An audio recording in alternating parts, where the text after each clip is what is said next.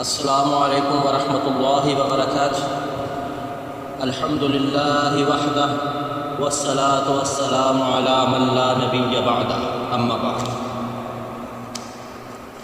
ایک بہن کا سوال ہے، استخارہ کرنے کا نبوی طریقہ بتائیں۔ ہمارے ہاں ایک استخارہ سینٹر کھلا ہے، وہ لوگوں کو ان کے کام کے لیے استخارہ کر کے بتاتے ہیں کہ یہ کام ان کے لیے درست ہے یا نہیں۔ یہ بہن کا سوال ہے۔ جواب سے پہلے ایک بات ذہن میں رکھیں، جب تک ہم دین سے دور رہیں گے نا، جب تک ہم دین کا مطالعہ نہیں نہ کریں گے، ہم لوگوں کے ہاتھوں میں کھلونا بنے رہیں گے۔ لوگ اسی طرح ہماری مجبوریوں کا فائدہ اٹھائیں گے، کیونکہ ان کو پتہ ہے کہ لوگوں کو سوجھ بوجھ نہیں ہے۔ یہ لوگ بحیثیت مسلمان اپنی تعلیمات سے دور ہیں، اس لیے جو بھی ان کے دین کا نام لے کر کام چلا لیں یہ چل پڑے گا۔ مہنگائی کے ہاتھوں ہر بندہ تنگ ہے، اور ہر بندہ چاہتا ہے کوئی ایسا روزگار اسے مل جائے، کوئی ایسا اس کی آمدن کا بندوبست ہو جائے جس میں محنت بھی کم ہو اور آمدن اس کی خواہش کے تمام چیزوں کو پورا کرے۔ وہ استخارہ سینٹر والوں کی بھی یہی خواہش ہے، مجبوروں کی بھی یہی خواہش ہے۔ مہنگائی کے ہاتھوں سے مولوی بھی مجبور ہے، علم والا بھی مجبور ہے، اور ایک عام بندہ بھی مجبور ہے۔ تو ہر بندہ جس طرح کی قابلیت رکھتا ہے اس میں اس طرح کا کوئی راستہ نکال لیتا ہے، لوگوں کو تنگ کر کے، کوئی ایسا نجائز کوئی تعویذ وغیرہ کا کام کر کے کہ لوگ میرے پاس آئیں گے، پھر میں اپنے منہ مانگی قیمت لوں گا، لوگوں کو وہ کام چاہیے ہوگا۔ کوئی محبت میں ناکام ہو رہا ہے، وہ اپنے کام کے لیے جا رہا ہے، کسی کا کام نہیں چل رہا، وہ اپنے کام کے لیے جا رہا ہے، کوئی غربت کے ہاتھوں تنگ ہے، کوئی اولاد کے ہاتھوں، کسی کو اولاد نہیں ہو رہی۔ ہر بندہ اپنی خواہش کی تسکین چاہتا ہے، طریقہ جو مرضی ہو۔ پھر وہ ایسے لوگوں کے ہتھے چڑھتا ہے جو ان لوگوں کو لوٹنے کے لیے دکان بنا کر بیٹھے۔ سب سے پہلے دیکھیں گے، ہم نے کہا ہے اشہد ان لا الہ الا اللہ و اشہد ان محمد رسول اللہ صلی اللہ علیہ وسلم۔ آپ کی ہر چیز کا حل انہی دو جملوں میں ہے، انہی دو جملوں میں آپ کی ہر چیز کا حل ہے، قرآن اور حدیث میں۔ پوری عمریں لگ گئی پیغمبروں کو۔ ایوب علیہ السلام اللہ کے نبی تھے، کتنی آزمائش اللہ کی طرف سے آئی۔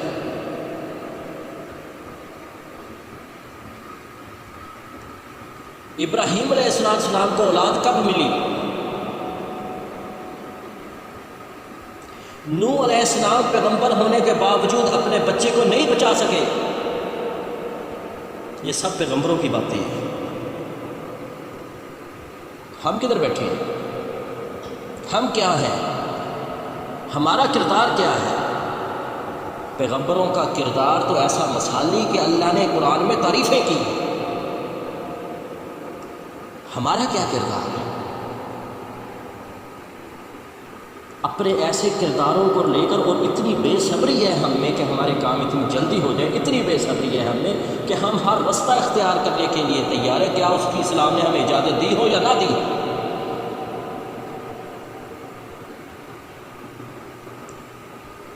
ساری عمریں لگی۔ زکریا کو اللہ نے یحییٰ کب دیے تھے؟ جب ان کی عمر بیٹوں والی نہیں تھی، تب اللہ نے یہ نعمت دی۔ ہماری شادی کو بھی 5 سال نہیں گزرتے، ابھی سال یا 2 سال نہیں گزرتے جب ہم چڑھاوے چڑھانے شروع کر دیتے ہیں قبروں پر، مندروں پر، دھاگے، یہ وہ تعویذ۔ ہم اپنی خواہش کی تسکین چاہتے ہیں، طریقہ جو مرضی اختیار کرنا پڑے ہم تیار ہیں۔ اور سن لیں بات یہ ہے کہ ہم نے اس دنیا سے رخصت ہونا ہے، ہم نے قبر میں جانا ہے، اللہ کے سامنے کھڑے ہونا ہے۔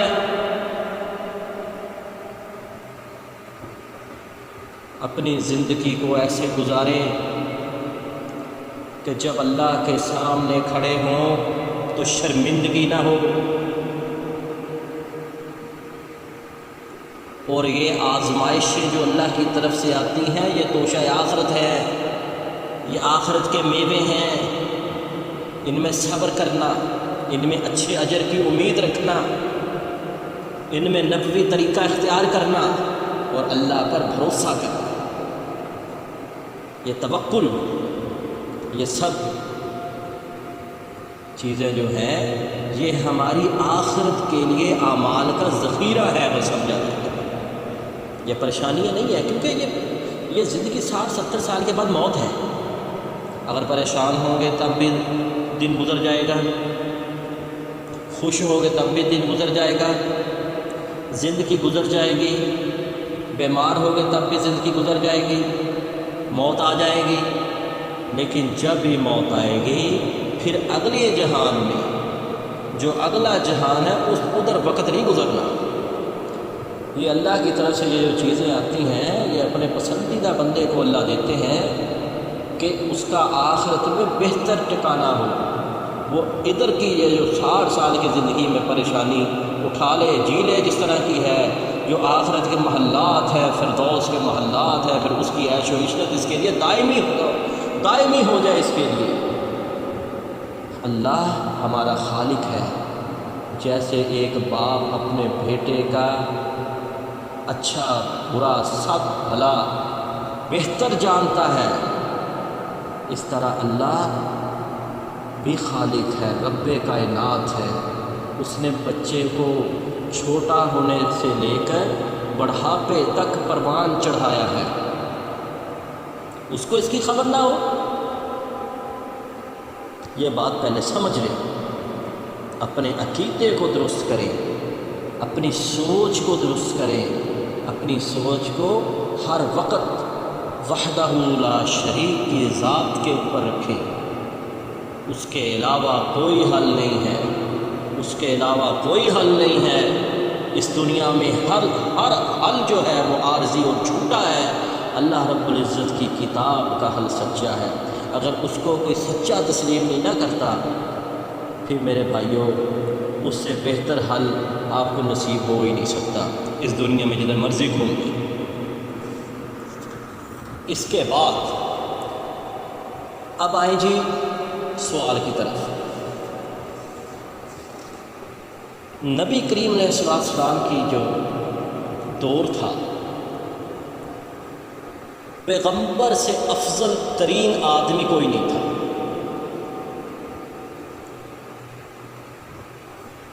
وہ پیغمبر استخارہ کرنے کی ہدایت اپنے صحابہ کو خود دیتے ہیں۔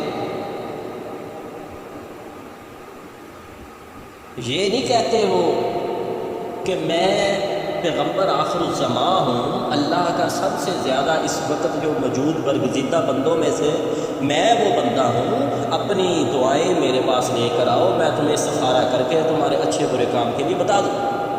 وہ یہ نہیں کہتے، وہ لوگوں کو کہتے ہیں، لوگوں کو سکھاتے ہیں کہ استخارہ ایسے کرو، اپنے اللہ سے مشورہ کرو، اپنے کاموں میں وہ ہدایت دیتے ہیں لوگوں کو، نہ کہ لوگوں کو کہتے ہیں میری طرف لے کر آؤ۔ آج کے ملا پیغمبروں سے بھی آگے بڑھ گئے اپنے کام چلانے کے لیے کہ ہماری طرف آؤ استخارے لے کر ہماری طرف نہ آؤ اپنے کام کے، بلکہ استخارہ سیکھنے آؤ کیسے کرنا ہے۔ یہ نبوی تعلیم ہے، یہ اللہ کے رسول کی تعلیم یہ ہے۔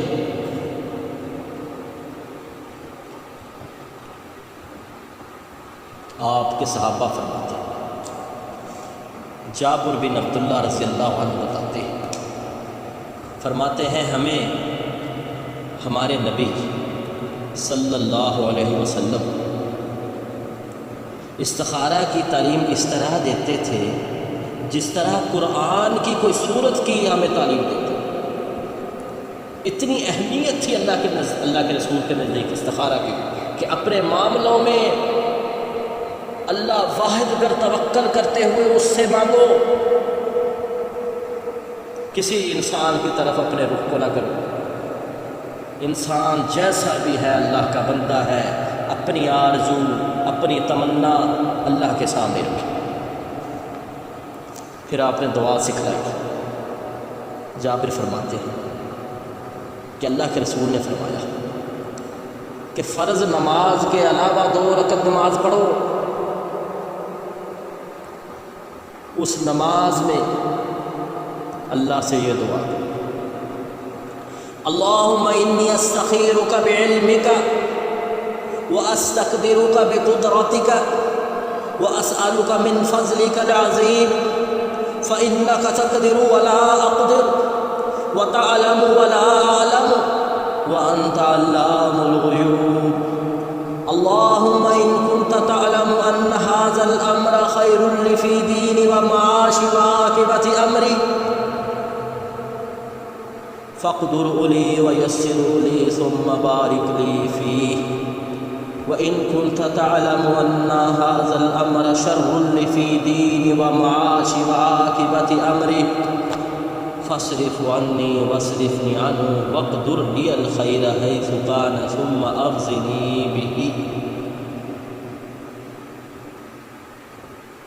اے اللہ، اے میرے اللہ، میں تجھ سے تیرے علم کی بدولت خیر طلب کرتا ہوں اور تیری قدرت کی بدولت تجھ سے طاقت مانگتا ہوں اور تیرے فضل عظیم کا طلبگار ہوں کہ قدرت تو تم ہی رکھتا ہے اور مجھے کوئی قدرت نہیں، علم تجھ ہی کو ہے اور میں کچھ نہیں جانتا، اور تو تمام پوشیدہ باتوں کو جاننے والا ہے۔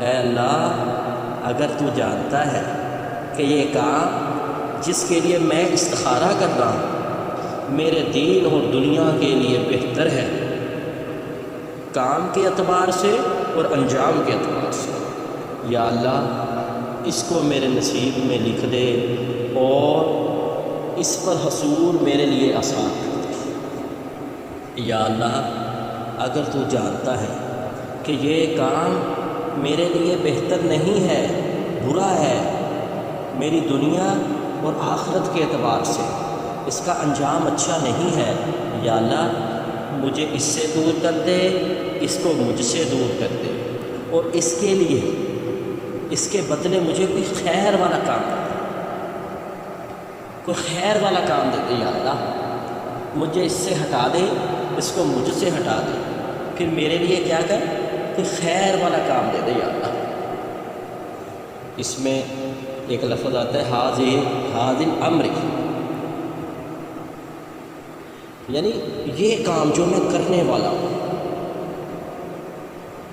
اگر وہ کام کی عربی نہیں آتی تو اس کام کو ذہن میں رکھیں، یا اللہ یہ کام جو میں سوچ رہا ہوں اگر یہ میرے مقدر میں اچھا ہے تو میرے مقدر میں کر دیں۔ یہ استخارے کی دعا ہے اور یہ اس کا ترجمہ تھا۔ اس میں کہیں یہ نہیں آتا کہ میں رات کو سوؤں تو مجھے خواب آ جائے، یہ نہیں ہے، یہ نہیں ہوتا کہ کوئی خواب آ جائے، کبھی ہوتا ہے ہو جائے، لیکن ضروری نہیں ہے کہ خواب، بس وہ خواب کام اگر اچھا ہوگا، وہ کام کی بھلائی آپ اللہ سے مانگ کر توکل کر رہے ہیں، اس کام کی جو بھلائی ہے وہ اللہ سے آپ وہ طلب کر رہے ہیں، یا اللہ اس کام میں میرے لیے بھلائی رکھ دے۔ اے اللہ میں تجھ سے مانگتا ہوں، مجھے تو اور بھی در بھی نہیں پتہ، میرا در تو وہی ہے، میں تجھ سے مانگتا ہوں، یا اللہ مجھے عطا فرما دے۔ اس طرح اللہ سے مانگیں، ہر وقت اللہ پر اپنی نظریں رکھیں اللہ کے رسول کی دی ہوئی تعلیم کی کے اوپر عمل کرتے ہوئے رکھیں۔ اگر آپ کو زندگی میں کوئی ثمرات نہیں ملتے، پھر بھی توکل علی اللہ وکفیٰ باللہ وکیلا، توکل اللہ پر ہی، کیونکہ یہ زندگی تو گزر ہی جائے گی، اگلا جہان نہیں پار ہونا۔ اگلے جہان کو مد نظر رکھ کر اپنی اس زندگی کو گزارے، کوئی ثمرات میسر آئے یا نہ آئے، توحید سے ہرگز نہ ڈولے، توحید سے ہرگز نہ ڈولے۔ بات یہ عارضی کاموں کی نہیں ہے، بات ابدی نجات کی ہے، اس کو حاصل کرنے کی۔ کھپا دی پیغمبروں نے زندگی میں اللہ کی رضا کو مد نظر رکھا، خوشحالی کو مد نظر نہیں رکھا۔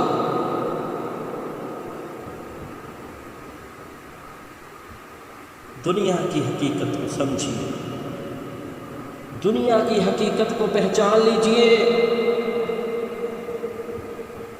بہت جلد رخصت ہونے والے ہیں، بہت جلد رخصت ہونے والے ہیں۔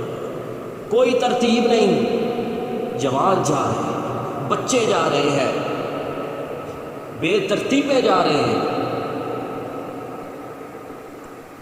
میری آپ سے التجا ہے، اپنے بھائیوں سے، دوستوں سے، بہنوں سے، یہ بہنوں کے ذرا ایمان تھوڑے سے کمزور ہوتے ہیں بندوں کی نسبت، یہ جلدی پریشان ہو جاتی ہے بات سن کے۔ اپنے ایمانوں کو مضبوط چٹان کی مانند بنا لے۔ پڑھیے صحابہ کی بیویوں کی سیرتیں، صحابیات کی سیرتیں پڑھیں، پتہ چلے کتنی مضبوط خواتین تھیں وہ، جو اپنے بچوں کو میدان جہاد میں خوشی خوشی قربان کر دیتی تھی، پھر کبھی ان کا غم بھی نہیں کرتی تھی۔ ہمارے تو ادھر کسی کا بچہ رخصت ہو جائے ساری زندگی غم میں مبتلا رہتے ہیں۔ یہ اللہ کی چیزیں ہیں،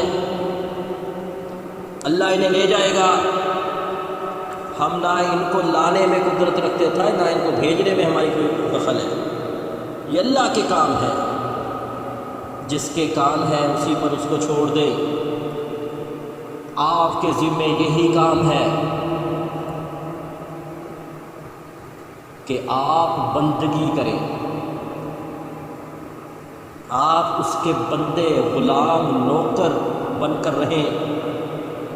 غلام نوکروں کی اپنی مرضیاں نہیں ہوتی، غلام نوکروں کو ویسے رکھا جاتا ہے جیسے مالک کی خواہش ہوتی ہے۔ اپنی مالک کی خواہش کے مطابق اپنی زندگی گزارے، بھول جائے اپنی رضاؤں کو، اپنی خواہشوں کو۔ انشاءاللہ امید ہے کہ اس جواب سے بہن کی تسلی ہوئی۔ اللہ سے دعا میں بھی کروں، سب کریں، اے اللہ پریشان حال کے پریشانیوں کو دور فرما اور ایسا امن اور سکون والا ماحول عطا فرما جو پیغمبر کے دور اور خلفاء کے دور میں ہوا کرتا تھا۔ ہر کی عزت اور آبرو محفوظ، دین محفوظ، جان محفوظ، مال محفوظ۔ یا اللہ ہمیں اس طرح کا ماحول عطا فرما جس میں صرف تیرا دین ہو، تیرا قرآن ہو اور تیرے پیغمبر کا فرمان ہو۔ وآخر دعوانا ان الحمد للہ رب العالمین۔